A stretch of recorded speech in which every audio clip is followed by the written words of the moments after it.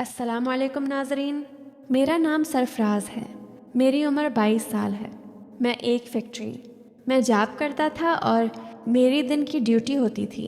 मैं दिन को सुबह 8 बजे ड्यूटी पर जाता और रात को 9 बजे वापस आता था।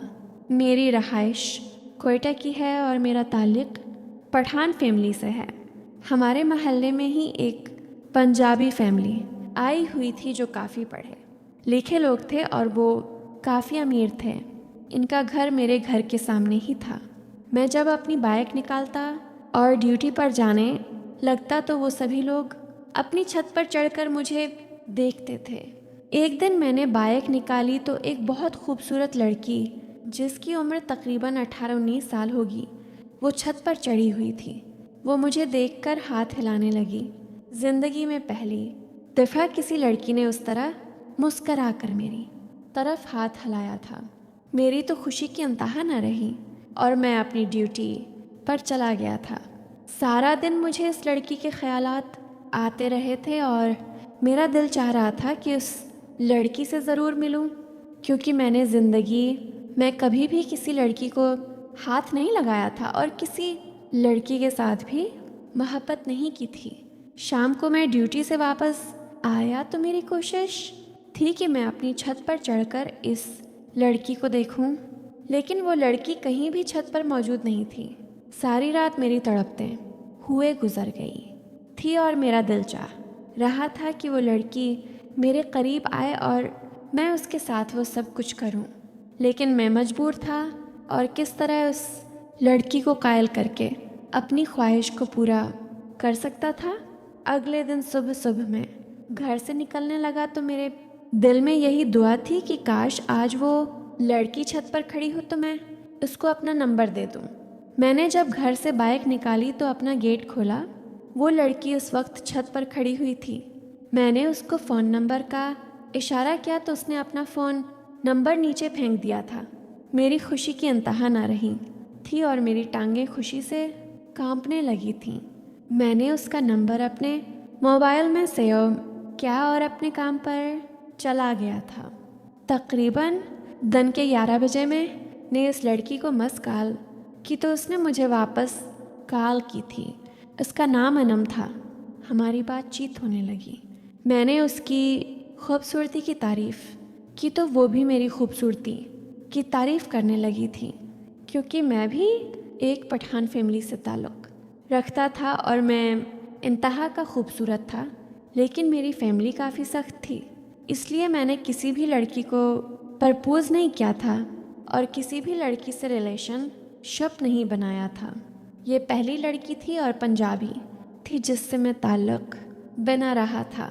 इनम ने मुझे अपनी काफ़ी सारी फ़ोटोज़ भेजे और मेरे साथ काफ़ी फरी होने लगी थी। मैं भी उसके साथ फरी हो गया था और ऐसी ऐसी बातें करने लगा था जिससे वो मेरे पास आने की ख्वाहिश करने लगी थी। लेकिन सबसे बड़ा मसला हमारा मिलना था। हमारे लिए कोई ऐसी जगह नहीं थी जहां हम दोनों अकेले मिल सकते और अपनी अपनी ख्वाहिश को पूरा कर सकते।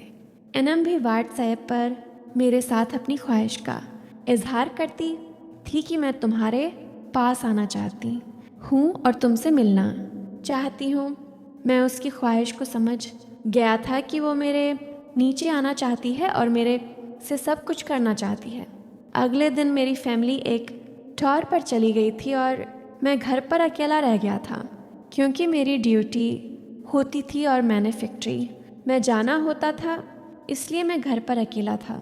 शाम के वक्त मैंने अनम को मैसेज किया कि तुम हमारे घर आ सकती हो। उसने कहा, मेरी सारी फैमिली जाग रही है, हो सकता है मैं रात को तुम्हारे पास आऊँ। ये बात सुनते ही मेरी तो खुशी की इंतहा न रही थी और मैं भी बड़ी बेचैनी से अनम का इंतज़ार करने लगा था।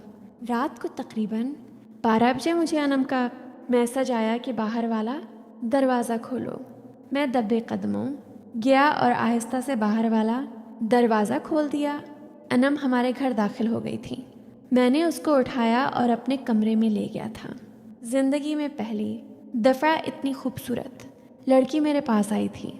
मुझे तो समझ नहीं आ रहा था कि अनम से किस तरह मोहब्बत का आगाज़ करूं। मैंने अनम के लिए अच्छी सी चाय बनाई और हम कमरे में दोनों चाय पीने लगे। हमने एक दूसरे से चाय शेयर की और फिर दिल की बातें करने लगे। अनम ने मेरा हाथ पकड़कर मुझसे मोहब्बत का इजहार किया और शादी की पेशकश कर दी थी, लेकिन मुझे अपनी ख्वाहिश पूरी करने की पड़ी हुई थी। मैंने उससे कहा था कि शादी का बाद में देखेंगे, पहले मैं तुमसे वो सब कुछ करना चाहता हूँ जो लड़के लड़की एक दूसरे के साथ करते हैं। अनम पहले तो घबराने लगी थी, लेकिन बाद में उसने मुझे इजाज़त दे दी थी। मैं अनम के साथ करने लगा था और वो मेरा साथ देने लगी थी। अनम भी बहुत परजोश होकर मेरे साथ वो काम कर रही थी। मुझे काफ़ी राहत मिल रही थी और मैं सुकून की वादियों में खो गया था।